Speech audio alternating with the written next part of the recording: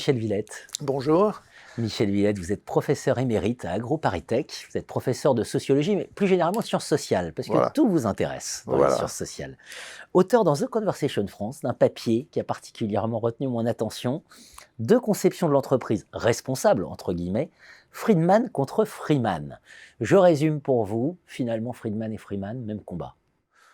Oui, c'est totalement à rebours de tout ce que l'on entend et ce que l'on lit ailleurs. Voilà. Et c'est ce qui me paraît important de dire en ce moment. Alors, c'est vrai que depuis 50 ans, il y a deux doctrines qui semblent s'opposer. Celle de Milton Friedman, qui dit en gros, la seule responsabilité d'une entreprise, c'est de faire du profit pour les actionnaires. Et c'est ce qui conviendra le mieux à l'intérêt général. Ouais. Et puis de l'autre côté, Edward Freeman et ses collègues qui ont publié un article dans le Journal of Business Ethics 40 ans après Friedman et qui dit pas du tout, le capitalisme est en crise et il ne peut survivre qu'en prenant en compte les intérêts de tous ceux qui sont impliqués dans la marge de l'entreprise.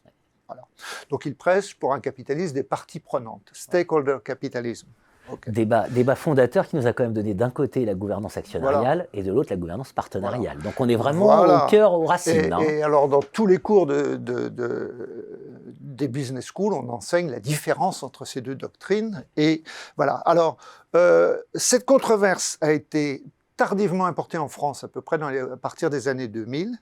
Et à mon avis, le débat en France a été complètement biaisé.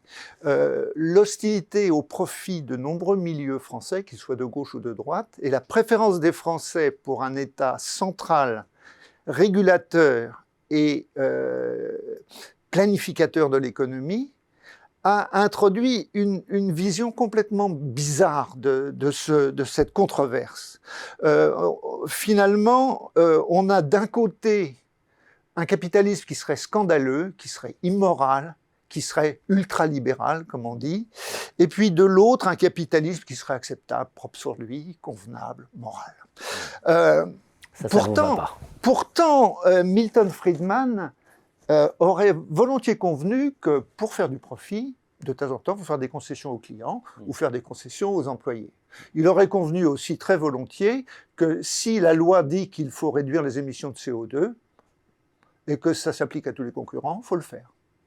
Donc, ça, c'est le point de vue de Milton Friedman, qui est plus nuancé que ce qu'on a pu penser. Du côté d'Edward Freeman, c'est encore plus net. Il a très explicitement déclaré, en plusieurs circonstances, qu'il ne s'agissait pas de financer n'importe quelle œuvre charitable.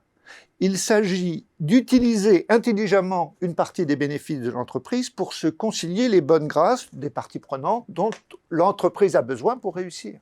Donc finalement, ces gens ne sont pas tellement en désaccord que ça. Moi, en tant que chercheur spécialisé dans l'étude de l'activité des dirigeants d'entreprise, je vais un peu plus loin, je me dis, si un partisan de Friedman, un partisan de Freeman était placé à peu près dans la même circonstance, devait prendre une décision, est-ce qu'il prendrait une décision si différente?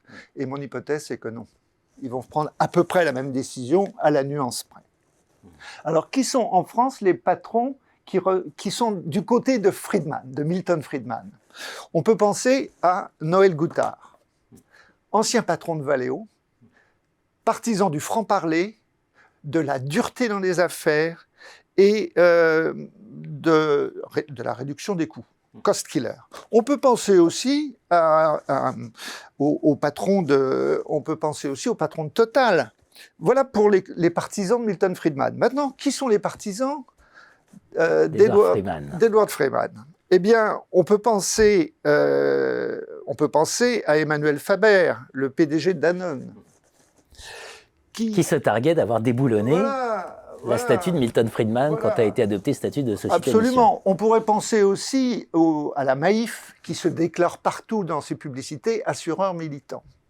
Alors revenons à Danone. Emmanuel Faber a réagi à l'annonce de l'approbation par les actionnaires du changement de statut de son entreprise en ces termes. Vous venez de déboulonner la statue de Milton Friedman. On ne peut qu'être dubitatif face à cette affirmation qui me paraît pour le moins prématurée. C'est limpide. Pour conclure, j'invite les auditeurs à lire le petit livre écrit par mon ami Alain Anquetil aux éditions philosophiques Vrin, Qu'est-ce que l'éthique des affaires? On y trouve les 2 textes fondateurs de Milton Friedman et d'Edward Freeman, que les lecteurs français pourront lire en détail pour se rendre compte qu'en fait, c'est Bonnet Blanc et Bonnet Blanc. Et donc Danone, finalement, entreprise friedmanienne à l'insu de son plein gré. Et voilà, c'est ça. Merci Michel Villette.